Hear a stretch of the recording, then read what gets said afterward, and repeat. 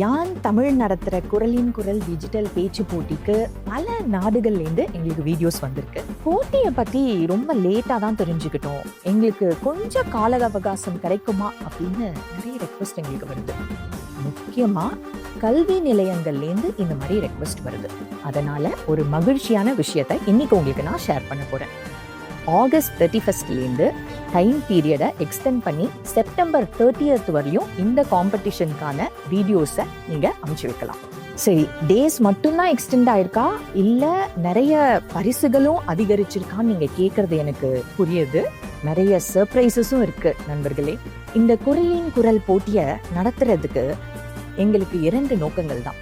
ஒன்று பார்த்தீங்கன்னா, நம்ம தமிழ் நிலத்தினுடைய வாழ்வுக்கு ஒளியாகவும் வழியாகவும் இருக்கிற உலக பொதுமறையான திருக்குறளை அடுத்த தலைமுறைக்கு எடுத்துட்டு போகணும் அப்படின்றது ஒன்று.